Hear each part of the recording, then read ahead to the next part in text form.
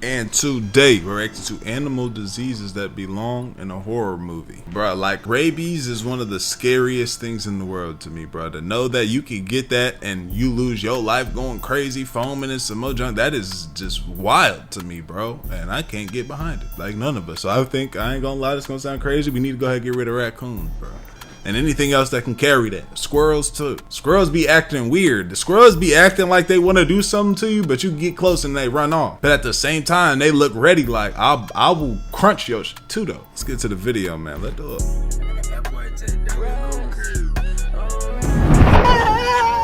Oh my God. Why are you running? What would y'all do if y'all saw a deer running like this, bro? This is weird. Spooky season. You knew this was coming. We're always talking about all the ways nature and things in it can put you on a shirt, but we never talked about how diseases can have animals permanently parallel to the ground. So that's what this video is. Animal diseases that are rated. See, the thing is I'm so not well versed in animals. Like, I'm walking around, I'm seeing this, and I'm thinking there's something like, it's like Satan's coming for me. I'm praying to God getting on the ground when I really should just be running. I'm thinking that God is coming to take me.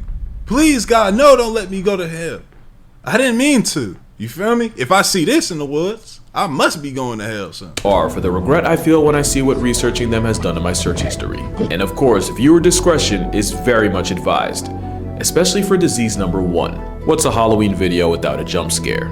This photo was taken just outside the Caribbean Bay Hotel in Zimbabwe of what appears to be a hairless baboon. The depelted primate. You know, and I get why too, like certain myths. I feel like I said this before, but it makes sense. Like certain myths, certain things like that, maybe even written in sacred text, like, you know, and then I prayed upon this and I did XYZ. Mind you, I believe in, you know, God and everything too. This ain't me sounding, I'm not trying to sound atheist, but they in them sacred texts, you know, and then I saw a real life demon outside. I think if I'm used to seeing a monkey and I see this, I'm thinking like there must be demons out here too. You feel me?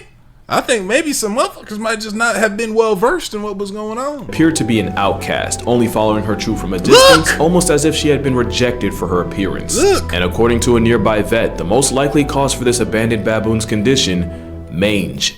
Mange is a nasty-looking disease caused by parasitic mites burrowing into the skin, where their collective feces can cause severe allergic reactions and an unbearable amount of itching. That's why the main calling card of mange is turning animals into the most down bad version of themselves. And while the word mangy is usually an insult reserved for dogs, these mites can be a certainty from anything from foxes to bears to porcupines, occasionally birds like eagles, and many, many more. In fact, the legend of the chupacabra was more than likely jump-started by a severely mited up coyote. And in 1996, there was an outbreak of sarcoptic mange that griefed a family of mountain gorillas in Uganda, even expiring one of their babies. The mites themselves aren't a death sentence, but they slowly weaken the target, making them much more vulnerable to infections. And they can easily spread, especially if you're a wombat whose burrow mates with a walking mite mosh pit. The mites are so persistent that in Pennsylvania, a black bear with more than 50% hair loss. You know what I'm saying? Look, you would see this and you would say, hey, it wasn't no, like, you talking about a bear? Whenever you bring it up, no, I'm not talking about no bear, but he ain't have fur. He had like a little bit, but the rest, and they're like, damn, no, that's crazy. It's considered a lost cause, and not only is it retired from life, it's also incinerated so the past tense bear can't possibly infect any others. And yes, mange is zoonotic, meaning it can be passed on from animals to humans, and when that happens, it's called scabies.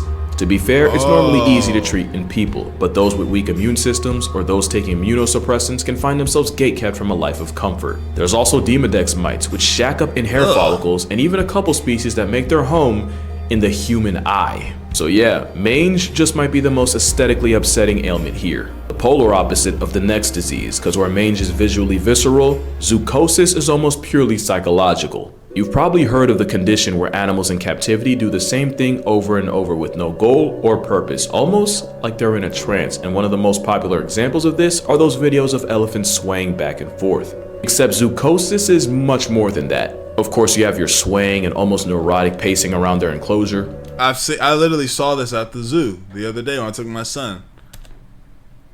But the zoochosis signature also includes excessive grooming, personal punishment like self-biting and self-mutilation, turning puke into an infinite food glitch, and coprophagia, even in animals that wouldn't normally do it. But the disturbing part is, like mange, it's believed that zoochosis can also be contagious.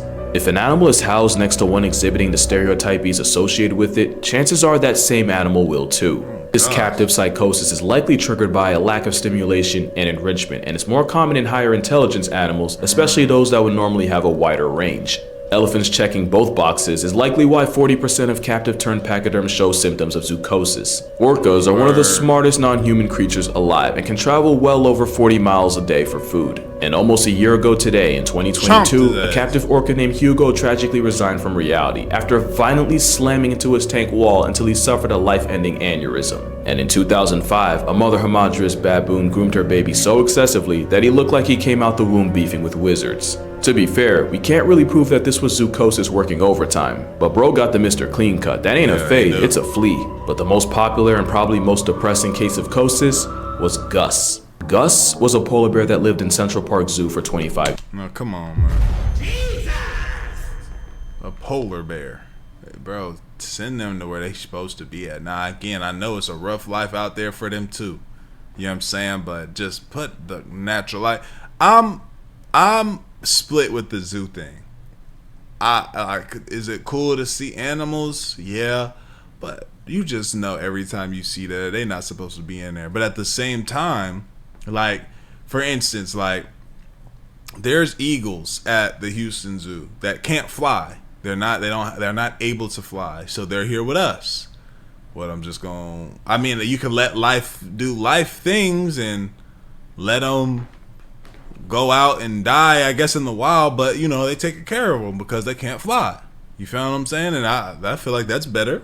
And I feel like some of the animals at the zoo, they wouldn't survive out in the wild because it's literally in the name. It's wild. You know what I'm saying? They don't know how to do things, or something happened, or maybe they've been there all their life. Who knows? And maybe that's just how life is, the way of the animal life is supposed to go. But part of that, when I hear that as well, I'm like, shit, I mean, they here, they getting taken care of, you know? And we can't have a city, a place where we put all of them, and they're still wild animals.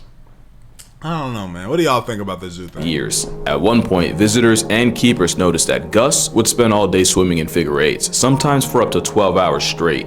Keep in mind that polar bears can cover nearly 50 miles in a day searching for seals. Not only did the zoo spend 25 grand on therapy for the bear, Gus went on to make history as the very first zoo animal to be put on Prozac. Speaking of which, the 25,000 bones of behavioral therapy basically amounted to the therapist saying, "It be like that." This isn't an anti-zoo video or me trying to morally grandstand to y'all. I think zoos have the potential for a lot of good and a lot of bad. It's just that the bad can lead to a chronically pilled out polar bear.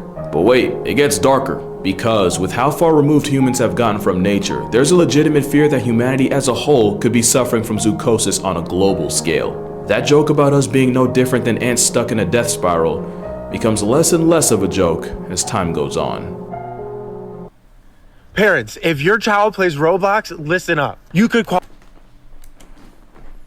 Guys, I genuinely did think I was on the thing. I'm sorry, guys.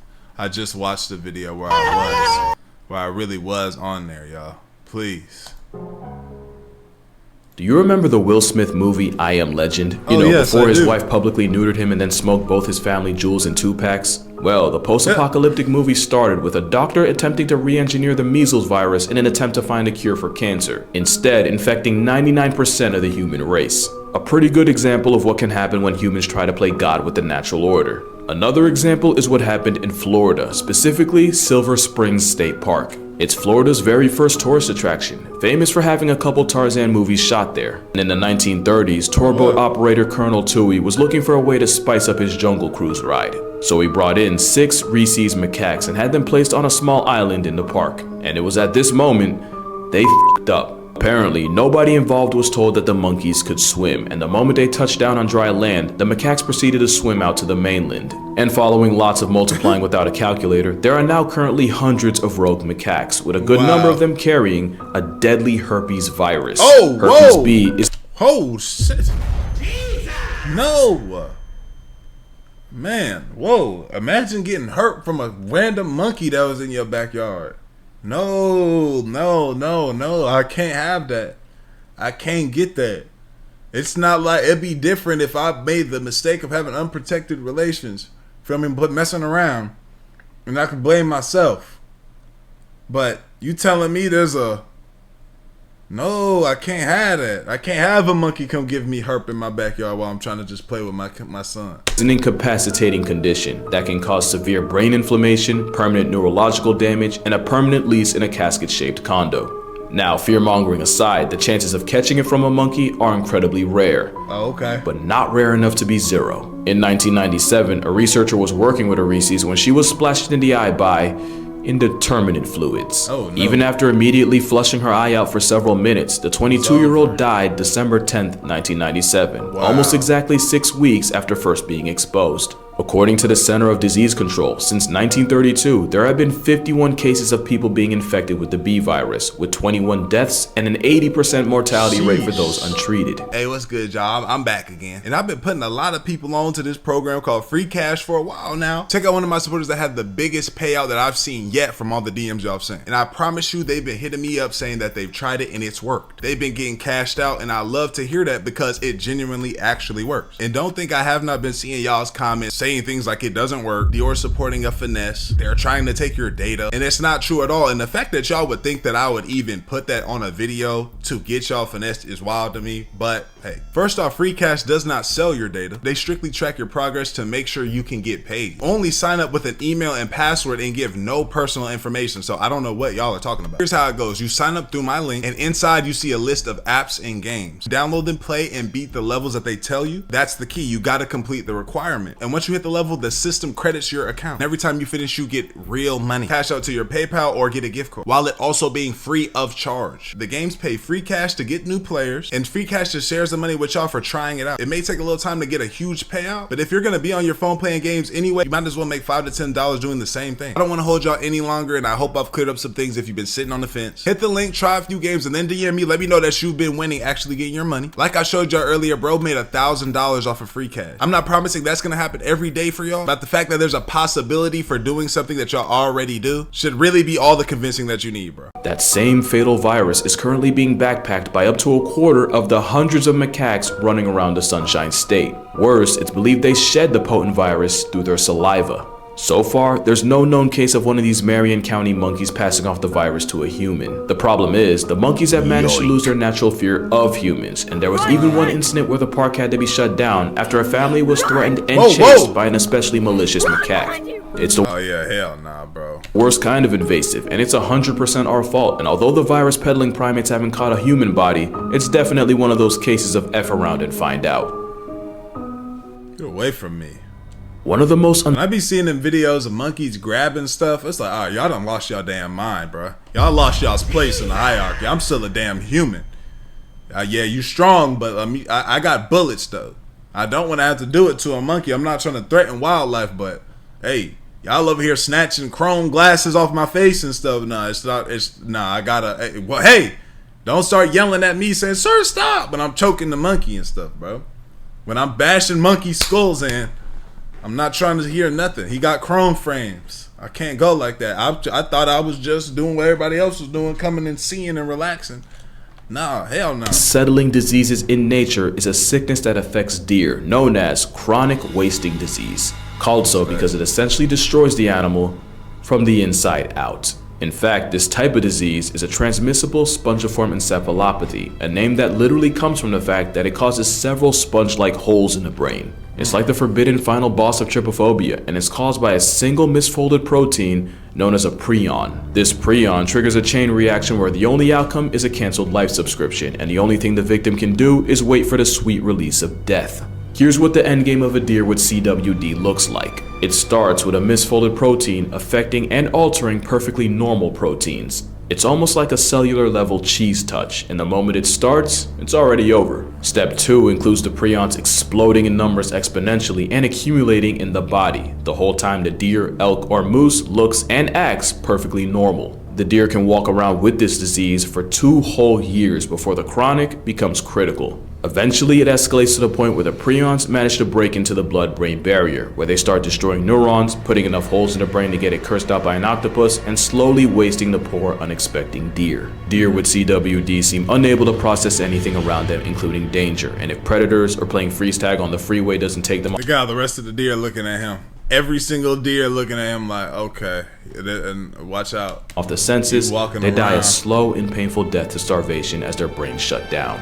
The worst part is, the nightmare doesn't end once the deer does, since Yeah, he looks like something's not right. the prions responsible can exist in an area years after the victim and can even be absorbed by plants in contaminated soil. That's assuming they don't just leach into groundwater. In fact, the only surefire way to eliminate a prion is literally that. Fire. Except, it's not as simple as cremating a casualty. That'd be too easy. It's said that it takes heat at a minimum of 900 degrees Fahrenheit or 482 degrees Celsius to properly pack up a prion, and some sources say to hike that up to 1800 to be safe. But the part that makes prions one of the most horrific things not native to a horror movie is where they come from. It's believed there are 3 main factors that cause prion diseases. Genetics play a relatively small part, with only 10 to 15% of cases in people being attributed I've never seen a deer take a piss before. It's just like a dog, huh? to them. The second and by far most common cause is the disease being sporadic. Basically, that just means that not even science can fully explain where they come from, but that it's like it happens out of nowhere.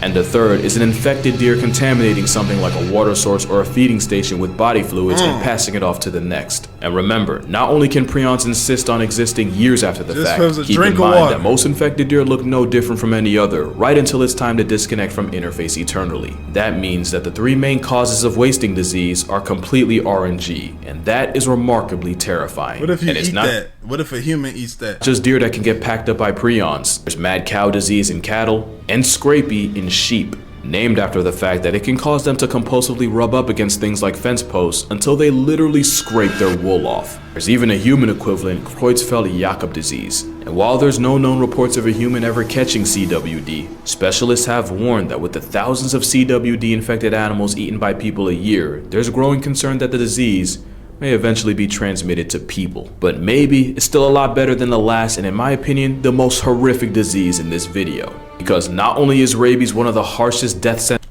Rabies. I told y'all, man.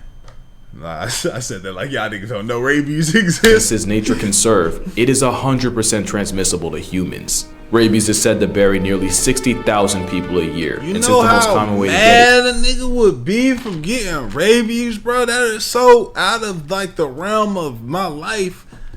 Just because I see the trash cans getting knocked over by raccoons, I go out there to defend myself from having to clean all that up in the morning. And one get mad and scrape me the wrong way. Or damn fucking squirrel chomp me the wrong way. Like, bro, I ain't got time to be dealing with that. it's through dog bites. It's the worst in places with a high stray population, which is why India, a country that criminalized murking stray dogs, has about 20,000 names crossed off the census a year by rabies. And it's children that are Because stray dogs. I'm sorry, man. Nah, man, we gonna have to handle that. If that's a problem, we just gonna have to do it. especially at risk, with about 40% of deaths coming from those 15 years old or younger. Here's what it's like to be turned into a statistic of rabies. It starts with the virus entering the peripheral nervous system, usually through a bite. Then, it travels inside you through nerves until it reaches part of the central nervous system, or the spinal cord. From there, it's a straight shot directly to the brain, and at this point, you can start drafting your will cause ain't no way. While you can treat the virus before it reaches the brain, once it does, you're almost guaranteed to become a WUS. The virus then multiplies, then spreads throughout the body, slowly killing you from the brain out. But the underrated and truly sinister aspect of rabies is how it seemingly rewires your brain for its own purposes. One of the telltale signs of rabies is a crippling fear of water, where just the sight or suggestion of it can cause incredibly painful spasms in the throat and larynx. At the same time, the virus attacks the salivary glands, causing excessive drooling and the foaming at the mouth the disease is famous for. And that's because the virus is most concentrated in the mouth, and swallowing or drinking water would dilute it. So the hydrophobia helps keep the mouth and all the nastiness inside as potent as possible. And that's not the only way rabies manipulates its mark. There's believed to be 3 stages of rabies in animals. You got the prodromal stage, and that's where the animal might start showing minor changes in behavior. And then you got the phase likely everyone associates with rabies, the excitative stage. It's been called furious rabies since it's characterized by heightened aggression and random outbursts of violence. Animals that would normally be wary of people, such as foxes, can attack. Oh man, hell no, bro. That just made me start itching just seeing this woman have to fight off this fox like completely this, out of nowhere with bites. And remember, oh my god, get off, bro. It's not funny, but it's just like when an animal like that get a hold of you, it really show like, you know, a lot of people, they can't handle that. Like, look at all this movement. This woman not built for all this random, wild, sporadic movement. You know what I'm saying? This animal is having his way with this woman. She would have to wisen up like, nah, hold on, let me calm down. I know this nigga's biting me, but let me calm down and get a good hold of him and choke this nigga to death. You know? I think it just makes that like, bite look, that much more toxic. She don't know what to there's do. A paralytic or dumb stage where the animal appears unaware and disconnected from the world around it. This is where you might see a normally introverted mammal show zero fear in humans, but don't be fooled, they're still liable to bite to serve the virus's purpose. The nightmare usually ends with the animal flatlining to respiratory arrest as its body finally just gives up. And your fate is almost no better if you're a human, since rabies has one of the highest KD ratios of any disease, even though it's also one of the oldest. It flexes a nearly 100% fatality rate, but nearly means there's still a chance. In 2004, 15-year-old Gina Giese contracted rabies after being infected by a bat, and the moment she started experiencing... See, that was another thing my mom scared me with, and that made me grow up, well, which is not okay, but it made me grow up like a little frightened by, what's it called? Rats. Because, I'm sorry, bats. Because she told me that bats would fly, and I was living in San Antonio at the time, and bats, I don't know if some of y'all live out there or something, but there's bats flying around, you know what I'm saying? Not just making it sound like bats are just infesting San Antonio, but just where we were at, there was bats. And she used to tell me, like, bats can fly down and get on your head and bite your shit. And she told me that, and I'm talking about, I hear a bat, I'm telling you, your mom can mess your whole mind up of how the world is, bro. You gotta be weary as a parent when you teaching your kids what it is to be scared of, what not to. Because my mom had me scared of dogs just because she was scared of dogs, bugs because she was scared of bugs. I had to break out of some of that stuff. Like, man, I'm a grown ass man scared of a bug, scared of a dog. A lot of black people are scared of dogs, but you know, I'm scared of little ass dogs that I'm not supposed to be scared of. I had to break out of it. The white man taught me how to do that. Shout out to white man. Experiencing symptoms, she was, statistically speaking, a walking It's just a dog. It's just a dog. Dr. Willoughby, it's okay, who Dior, had studied up on rabies, figured their last chance was to put the teenager in a coma in a last-ditch effort to save her brain and give her body a reasonable chance to fight off the virus. About a week after she was induced, Gina miraculously started producing rabies antibodies, and after Eurostepping death, she would go through the grueling rehab of relearning how to walk, talk, and even stand. Because even when you're lucky, it ain't easy being Giese. She became the first person to ever survive the rabies virus without a vaccination, and even went on to start a family. But don't get it twisted, the Milwaukee protocol that saved her has been used on 41 people, and only 6 have survived. The ones that do still run the risk of waking up severely disabled, which is the best you can do when negotiating. Yeah, bro, see, disabling me? With death, since that's exactly what treating rabies is. It's a horrifically debilitating disease, and even though it takes about 1 to 3 months to show symptoms after being infected, there have been cases of people walking around with the virus for 7 years. At the same time, if the virus manages to invade you close enough to your brain, you can easily be down bad less than a week after being exposed. With a virtually 100% kill rate, and the thousands that lose their lives to it a year, it's definitely one of the most unforgiving viruses out there. Which is why the greatest basketball player of all time isn't Michael Jordan, LeBron James, or even Kobe Bryant. It's Manu Ginobili. Because during a Spurs-Kings game in 2009... I told y'all. See, I don't know why are there so many bats in San Antonio? Manu Ginobili played for the San Antonio Spurs. He got to do some research. A bat managed to find its way inside the arena, causing everyone to immediately panic. until the 6'5" Argentinian backhanded the bat and put it out of commission, and proceeded to help lead his team to a 20-point win, along with a victory by TKO against the bat. One man managed to potentially solo one of the deadliest viruses of all time, and he wasn't even a starter. And you'll never guess what day this happened. Yeah. October 31st. That's right. Happy Halloween, and stay safe out there. Dang! That being said, y'all let me know what y'all think about rabies, man. I love y'all. I appreciate you. I'm grateful for y'all. We gone. ADD, let do it.